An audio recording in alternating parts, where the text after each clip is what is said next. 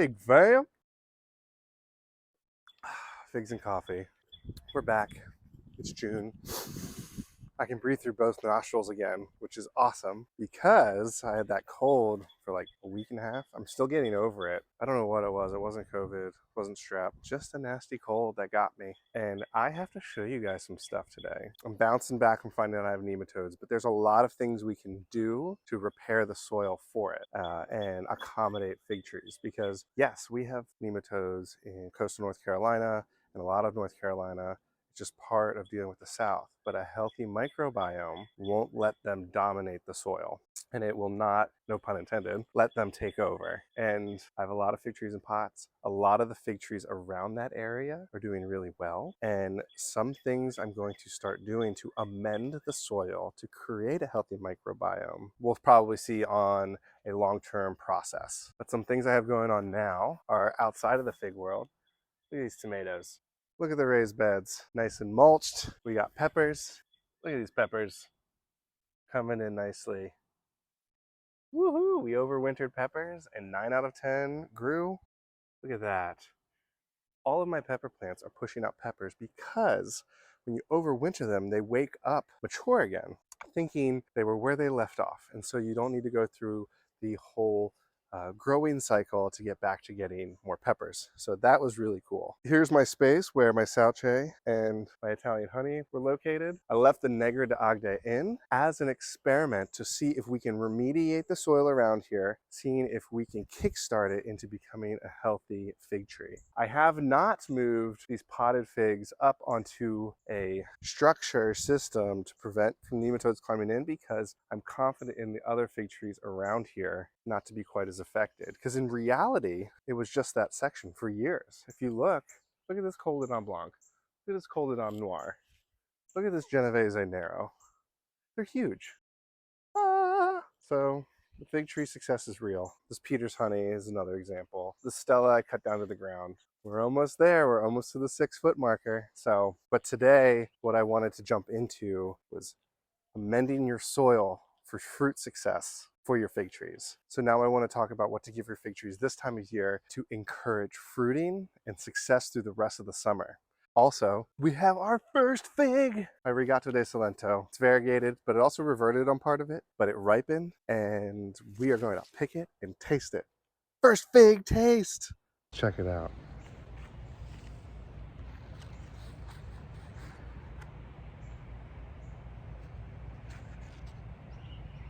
Popped right off. The skin's soft, it feels juicy. Oh.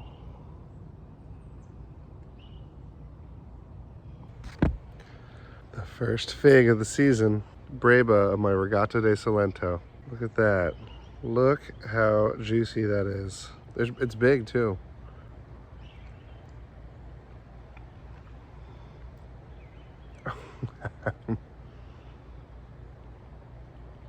Lots of honey flavors. Ooh, it's sweet. Not a lot of acidity, just a lot of syrupy honey goodness. You can see how it glistens. That's part of that whole syrup. This is a Breba. This is probably one of the best Brebas I've had. We're not known for our Brebas here. Looks like the ants tried to get in, they just couldn't, which is a good sign for the future. It was about 4 days of hang time. Not bad. Wow. Wow. All right, cool. I am just totally impressed. Oh, that's sweet. I'll take it. First Breva of the year. Oh yeah. A little over 2 weeks now. Look what we got.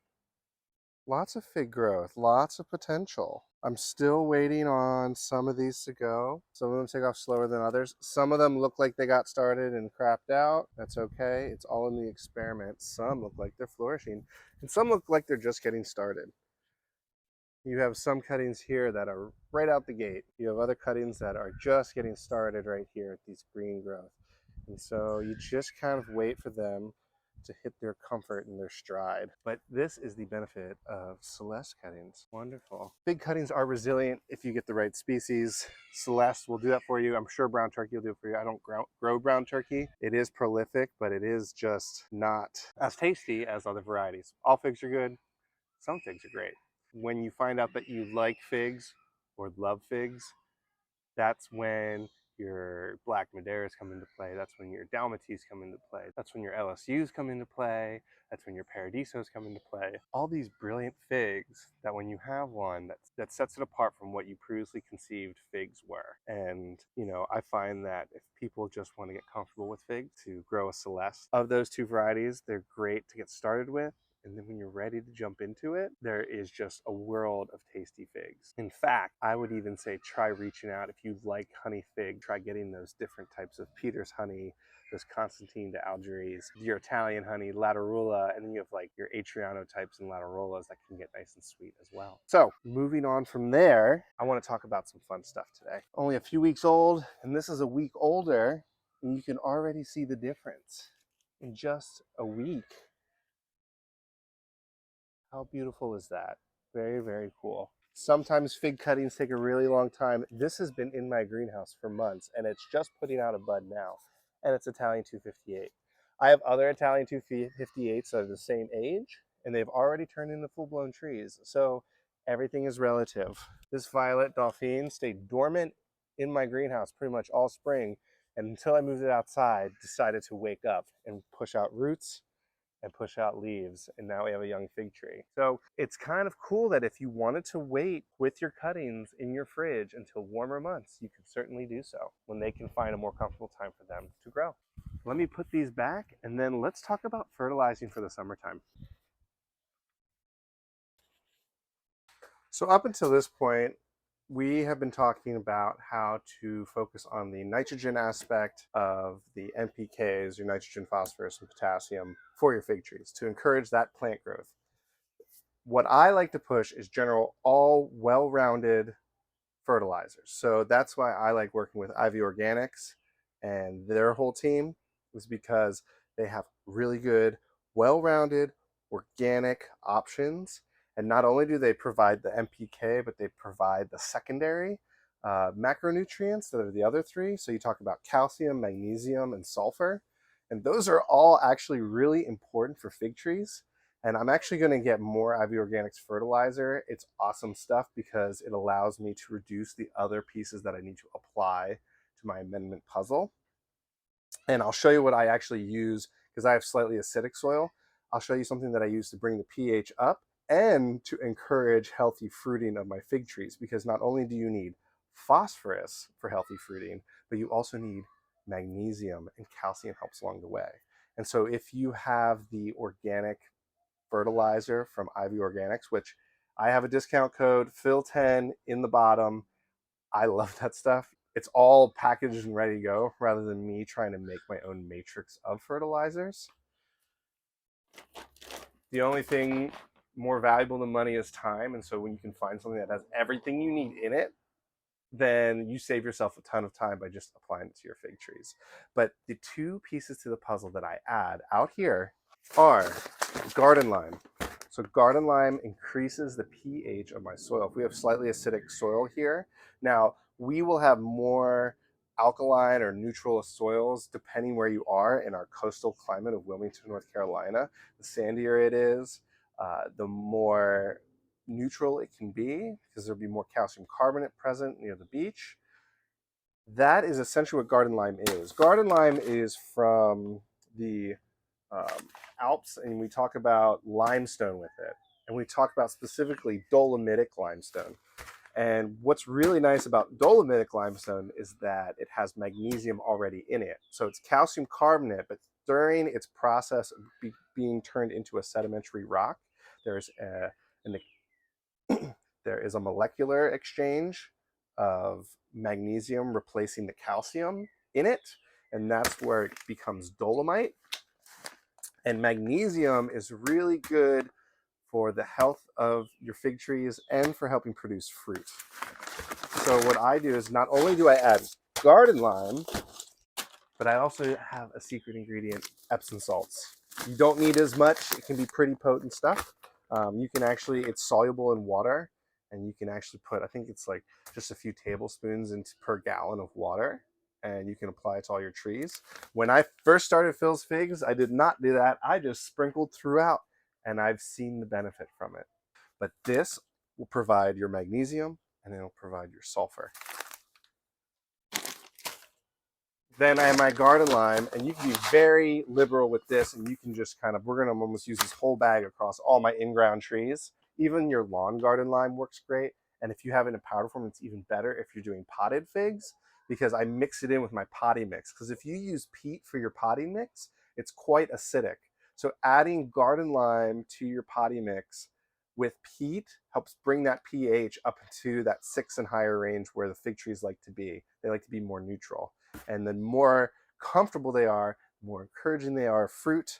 But if you add magnesium, phosphorus, and sulfur, that's where you're really going to start pushing for fruit production. Which leads me to my last amendment, bone meal. Bone meal, 2, 17, and 0, right? This is where all your phosphorus is going to come from to encourage root development and to encourage fruiting. I actually was worried that some of my fig trees were not producing fruit, and I already put some on. But for now, I got another bag. I'm going to reinforce that. And since I'm already doing like a well-rounded application of liquid fertilizer, this is the next step to getting my phosphorus, my calcium, and my magnesium, and even within the Epsom salts, my sulfur for your magnesium sulfate, right? So really easy. I don't do a whole lot with it. I just sprinkle it on there, and I want it to be simple because we don't have all the time in the world. If you have a few fig trees, you can just scoop and drop in there. Again, also, I would prefer not to do this whole concoction all the time, but we have to do what's available to us. So if all of you guys have your fertilizers already, this is what's important right now. But I would also highly recommend anything from Ivy Organics. Check it out on my links below. And then if you want the discount code Phil10, but Ivy Organics has the 333 well-rounded fertilizer that not only capitalizes on the first 3 macronutrients we talked about, but it already specializes in the second 3 macronutrients that are really important for fig trees. All right, let's jump into it, guys.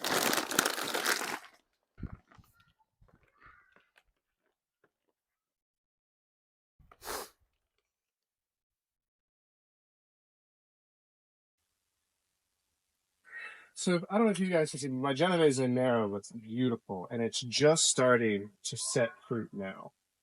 Last year it set fruit earlier, so I'm a little concerned. My white Genoa has these beautiful leaves. It's just setting fruit now too. The fact that it's starting to set fruit, but not a whole lot, makes me want to add some bone meal to it, makes me want to add some Epsom salts. Epsom salts are a salt. I don't want to put too many salts in my soil because I still want it to be habitable for all of my creatures that live in the microbiomes. I just wanted to complement it for bioavailability for the tree to uptake it. So it actually just requires, I think it's 2 tablespoons per gallon of water. And so I'm going to make a solution. This is a 5-gallon bucket. So for easy, a 5-gallon bucket, 10 tablespoons. There are 16 tablespoons in a cup. So I am going to go 3/4 cup of Epsom salts in the bucket. Easy peasy. This will give me magnesium and sulfur for my plants. Poured it out of the bag. Save some if you want to take a bath with Epsom salts. You know, it's great stuff. Dump it in the bucket. So see how it's soluble, like all salts are. We are used to table salt or sodium chloride. This is just another type of salt. Magnesium sulfate.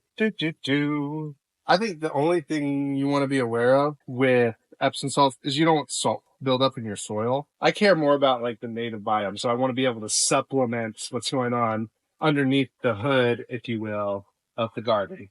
This is just a little multivitamin for fruit production. All right. Give it a good stir. How sweet is that? What I'm going to do is I'm going to spread the other stuff, the garden lime and the bone meal, around all the trees that are in ground. And then I'm going to rinse it into the bed with the Epsom salts. It's a 3/4 cup for 5 gallons. I really just want to do it now to encourage fruiting and fruiting success, because in theory, if you have good soil, you've created and amended the soil around the trees, they should have all the nutrients they need. This is just if you see that the fig trees aren't producing fruit, you can encourage them with a little bit of this.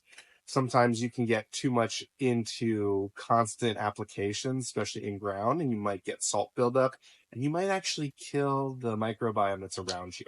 And I'm just tiptoeing my way through that right now, especially as I get to know what the microbiome is. And, I did discover the nematodes, but there's a lot of ways to combat something like root knot nematodes by using other species of nematodes, other bacteria, mycorrhizae, fungi, all to keep that health diversity.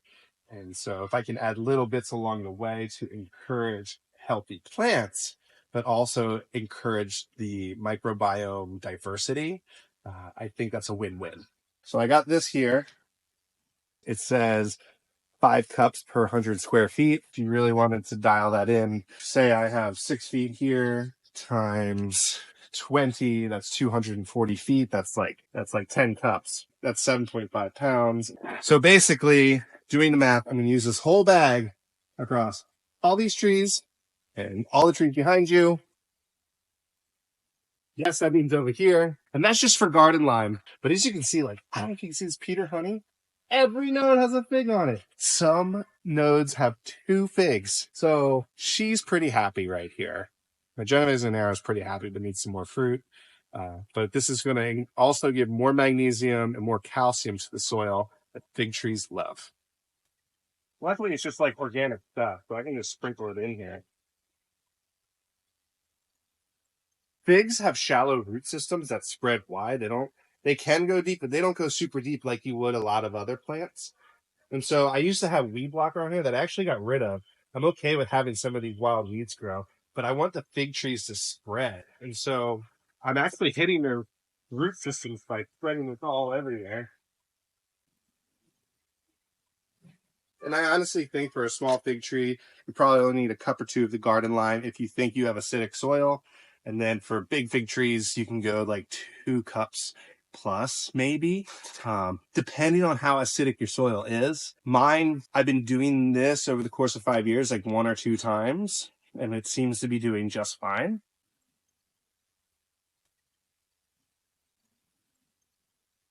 I don't want it too close to the trunk because I don't want to burn the tree.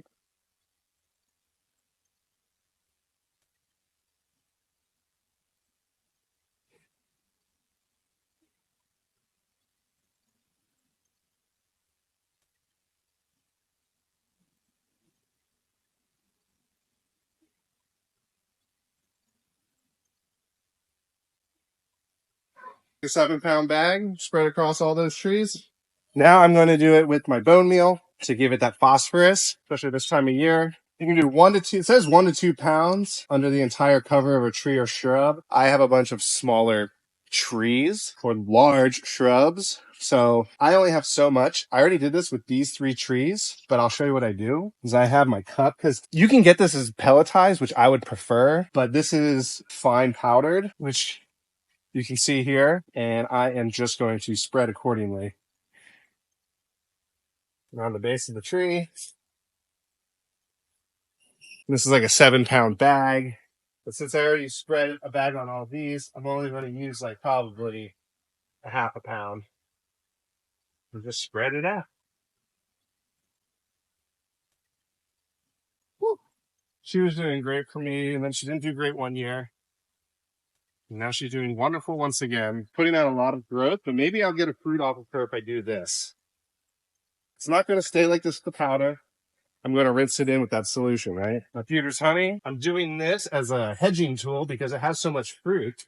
I want that fruit to be awesome. So I'm just encouraging it with some bone meal, garden lime, and Epsom salts. So when these ripen, they ripen to the best of their ability. Avoid the grief will get a healthy dose. Long roots will get a healthy dose. All right, big fan. All right. So now you can see, guys, I got my garden lime and my bone meal strewn across here, across all my fig trees. Look at this long duat I put in. It's growing back nicely after a heavy prune. Same with my Smith. My Figo Preto. Do we have figs? Let's see up here.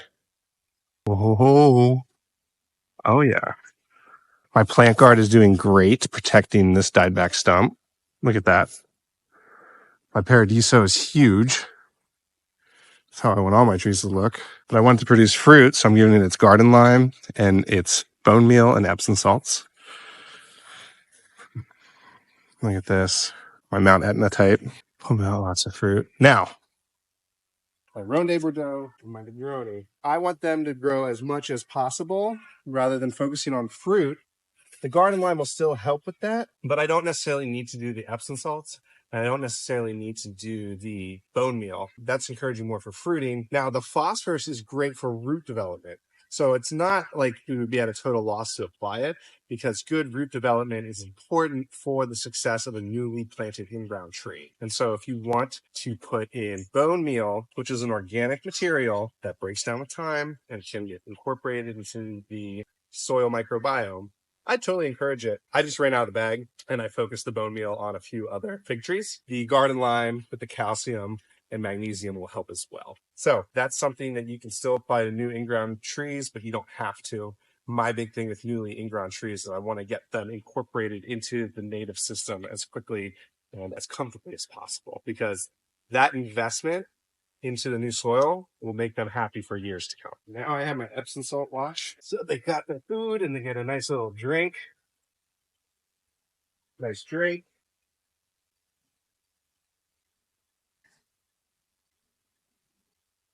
There's one thing left to do, and if you have powdered stuff, I don't want it to get blown away with the wind. And it's not going to rain anytime soon, maybe this afternoon, but in order to make sure this stuff all gets in the ground, I'm going to give it a nice drink on top of the Epsom salt solution. Remember, just a little bit of Epsom salts. But get the bone meal and the garden lime all in there, especially if it's powdered. Oop, spider web. And get it nice and saturated. That way it won't blow in the wind. You can get it off the leaves. And there you go. What this will do in the next few months is encourage the tree to develop its roots more, get more comfortable in its environment in order to do what it wants to do and set fruit. Oh, yeah. And since this already has all this fruit, I'm just hedging myself for it to ripen beautifully in the next few months. Plus, the tree gets a nice watering on a hot day. I'm not too picky about these weeds that grow. Sometimes if they get out of hand, I mow the lawn. But in fact, the less that I prune of the weeds, the more that they live their life cycle on their own and don't stop taking over quite as much. I'll just mulch every once in a while on top. But I'm just getting all that bone meal and garden lime all soaked in so it doesn't blow away in the wind. Usually after the first year of having a fig tree in the ground, I don't need to water quite as often because the root system is then established to the environment. Rather than talking with you while I water the rest of these trees, I'm going to snap my fingers. All done. So, got all of that watered in. Let me show you real quick. So as you can see, there are big layers of powder before. And what I've done, I've rinsed it all in. And now we have our happy orchard. So, Fig Fam, I went through about, I don't know, $25 worth of stuff. I went through the bone meal and the garden lime, and that's for about 16 to 20 in-ground trees. I went through a bag of garden lime and a bag of bone meal. So if you only have one in-ground tree, or if you have potted fig trees, they'll probably use half as much, if not a third as much, of the garden lime and the bone meal. And same with the Epsom salts. Just wrapping up, it's just a summer application. I don't like to do this every few weeks or every month or so. My goal is to make sure that the soil is healthy enough that the fig tree can just exist in it. Sometimes when the fig trees are still getting established, or if I see any sort of stress or malnourishment, that is when I start to supplement. And this time of year, or when the fig tree is relatively immature and it's getting established, it needs a little encouraging along the way for like setting fruit or really pushing out new growth. So this time of year, we're talking early June, I want to get that fruit set now and we're putting that fertilizer in now to encourage it to put fruit out in the next month or so for it to ripen 3 months from now. So we're doing our due diligence period now to benefit us down the road. Right now, I just want them to be happy and healthy, and this little bit of encouragement with the bone meal and the garden lime, it's great. Sometimes if you have good, well-rounded soil, then you don't need to apply anything. There are lots of fig trees around here, especially my mother Celeste, that doesn't need anything. It just is established enough that it is mature and it's getting all the nutrients it's needed to put out good fruit. Depending where you are, you're going to need different types of fertilizers to amend the soil correctly to encourage figs. But figs are really resilient, guys. So the majority of your fertilization comes from whether you're growing them in containers or the first 3 years of life, 4 years of life, depending. Once they get established, you can be very grateful for your fig tree. So for all my healthy trees along this side and in the back, all of these fig trees that are all starting to put out fruit right now, I'm getting really excited about. And hopefully with this amendment, I'll have a huge harvest come fall time because I've helped I continue to encourage happiness out of the fig trees. But fig fam, I hope you guys are doing well. Let me know how you guys fertilize your trees to encourage fruiting. I'd love to hear about it. Let's talk about it in the chat. If you guys really appreciated this, subscribe, like, reach out to me with comments and questions. I love to collaborate with everybody. Until next time, take care, fig fam. And thank you. I really appreciate all the support. Woohoo!